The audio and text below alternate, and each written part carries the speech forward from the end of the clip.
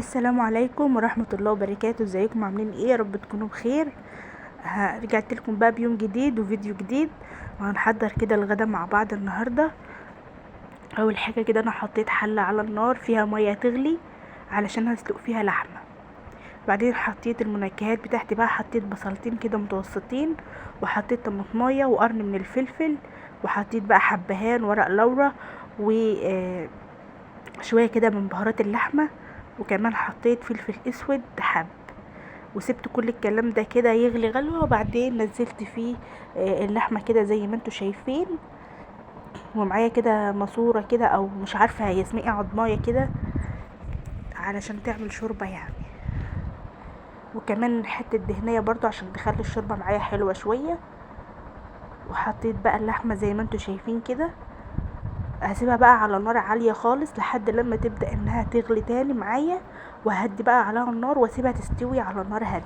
لان النار العالية طبعا زي ما احنا قلنا قبل كده، ومش عارفة قلتلكوا ولا لأ، ان النار العالية مش بتسوي الحاجة، لا بالعكس، ده هي بتبخر معاك الشوربة وبتخليكي كل شوية تزودي مية. انما لما تهدي النار تستوي براحتها على نار هادية.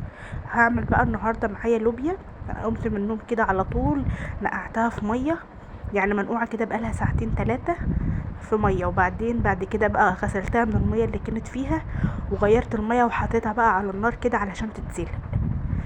وانا كنت بقى شارية بامية وكنت بعملها كده عشان اخزنها.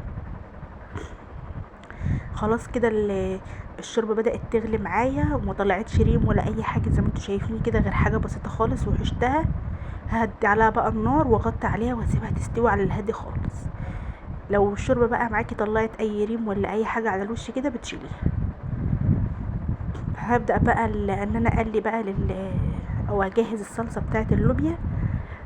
فانا جبت كده حله وحطيت فيها 3 معالق من الزيت، وجبت كده بصلايه وقطعتها مكعبات كده صغيره زي ما انتوا شايفين بقى. بسم الله ما شاء الله، اللحمه لما تهدي عليها النار تطلع السمنيه بتاعتها كده على الوش، وتبقى شويه شوربه رايقين كده وطعمهم حلو. طبعا انا لسه ما حطيتش الملح. انا مش عاوزه البصله بتاعتي برضو انها تحمر قوي معايا، انا عايزاها بس تدبل كده. وهنزل عليه على طول بعصير الطماطم ده، حوالي نص كيلو من الطماطم كده انا فرمته وصفيته كويس. حطيت بقى فيه فلفل اسود وكمون وملح، ونص معلقه صغيره من السكر عشان تعادل الحموضه اللي في الطماطم. وغطي عليها بقى وهسيبها لحد لما الطماطم بتاعتي تتسبك بالشكل اللي انتوا شايفينه ده. وهنزل على طول باللوبيا بتاعتي في قلب الصلصه ديت، وهزودها شويه من الشوربه وهغطي عليها واسيبها بقى لحد لما تستوي. طبعا بعد ما اللوبيا بتاعتي اتسلقت، حطيتها في مصفى وشطفتها كويس تحت الميه.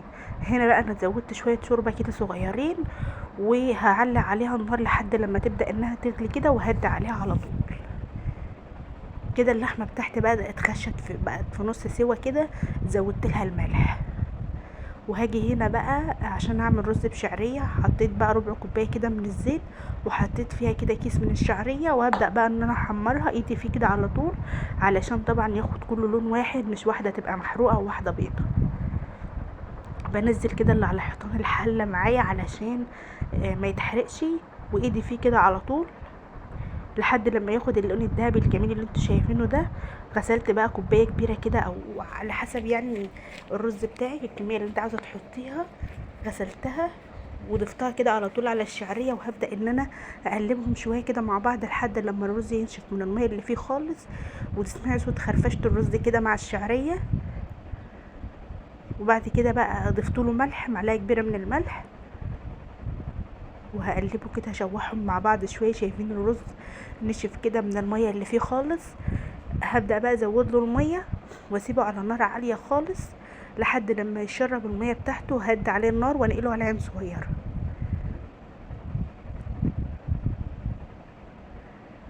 كده. انا حطيت له العقد بتاعه المظبوط، كل واحد بقى بيبقى عارف الرز بتاعه بيحتاج ميه قد ايه. زي ما قلت لكم بقى النار عاليه عليه خالص علشان يبدا يغلي معايا. كده خلاص اللحمه بتاعتي كانت استوت. فاحنا يعني انا بحب يعني، او عندنا عاده كده كنا بنعملها زمان، اكلنا المصري الاصيل اللي كنا بنعمله زمان ده، كده كنا بنشيل اللحمه نحطها في قلب الطبيخ، اي طبيخ كنا بنبقى عاملينه يعني. فحبيت اعمل كده، فشلت كده حتت اللحمه بتاعتي بعد ما استوت، نزلتها كده في قلب الطبيخ بتاعي، وهزودها برضو كبشتين كده من الشوربه ولا حاجه، وهسيبها لحد لما تغلي غلوتين كده، اللحمه تغلي مع الطبيخ كده شويه، بيديله طعم اصلا وبيخلي طعمها حلو جدا. للناس بقى اللي ما بتحبش الطبيخه وما بتاكلش اي خضار، انا عندي ولادي ابني واحد يعني بياكل، ما بياكلش اي خضار خالص، بطبخ لا بسله ولا لوبيا ولا اي حاجه من دي. فانا بقى لما بعملها كده وبحط له عليها الرز فبياكلها. وكان الرز بتاعي كمان استوى بالشكل اللي انت شايفينه ده، وخلاص بقى طفيت عليه. وهنا خلاص بعد ما زودتها كبشتين الشوربه كده وغلت غلوتين مع بعض كده، طفيت عليها، والشوربه بتاعتي صافيه وطعمها حلو جدا جدا ورايقه كده وزي الفل. ده خلاص بقى كده بعد ما كنا اتغدينا وخلاص غسلت المواعين وخلصنا كل حاجه. فكان جوزي كده اشترى لنا فاكهه، جاب لنا كده عنب وجاب لنا مانجا كمان، فحبيت ان انا اغسلهم. بحب ان انا اغسله كده واحطه في التلاجة علشان لو الولاد خش ياكلوا منه ولا حاجه يبقى هم ايه مغسول. فحطيت كده عليه شويه ميه، وحطيت عليهم شويه معلقتين كده من الخل، وهنقعهم فيها شويه. والمانجا برضو هغسلها كده واحط برضو عليها معلقتين من الخل. الخل يا جماعه بيحوش اي ميكروب او اي حاجه في الخضار او في الفاكهه يعني. هنقعهم كده شويه في الخل والميه، وهرجع تاني بقى اشطفهم واحطهم في التلاجة. المانجا ديت ب30 والعنب بكيلو 25. ما نعرفش الاسعار دي زي عندكم ولا لا. طبعا كده كنت غسلتهم وطلعتهم بقى كده عشان احطهم في التلاجة. وهو ده كان الفيديو بتاعنا لحد كده، الفيديو خلص. اشوفكم على خير في فيديو جديد، مع الف سلامه.